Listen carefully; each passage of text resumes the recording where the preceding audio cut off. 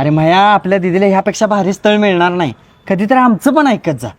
नाही रे, माझी इच्छा होत नाही. अरे खोळायस काय? त्यांची प्रॉपर्टी बघितलास का तू? अरे किती गाड्या आहेत त्यांच्या घरात. उद्योगधंदा तर कसला आहे. शेती तर म्हणून आहे. आपल्या पोरगीला सोन्यासारखं ठेवतील. अरे ओमक्या, मुलाची मी बाहेरनं सगळी चौकशी केली रे. मुलगा पूर्ण व्यसनाच्या आहारी गेलेला आहे. कुठलं व्यसन करत नाही असं नाही. आणि तू जे म्हणतोयस ना घरचं त्यांच्या किती चांगलं आहे काय, तर ते जे घरचं कमवलेलं आहे ते सगळं त्याच्या वडिलांनी कमवलेलं आहे. मुलगा काहीच करत नाही रे. अरे पैसेवाल्याच्या घरात चालले ती. आज ना उद्या सगळं नीट होईलच की. डोळे झाकून देऊन टाक तू. अरे एवढं सगळं माहीत असताना माझ्या बहिणीचा हात मी त्याच्या हातात कसा देऊ? पैशाने चैनीच्या वस्तू खरेदी केल्या जातात, सुख नाही. अरे नवरा म्हणजे बाईसाठी फक्त कुंकू नसतं, तर तिचा पालन पोषण करता असतो.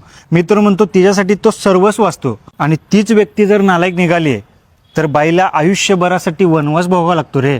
मग काय करायचं असल्या श्रीमंतीला घेऊन? एखाद्या गरीबाला दिलेलं कधीही चांगलं का नाही?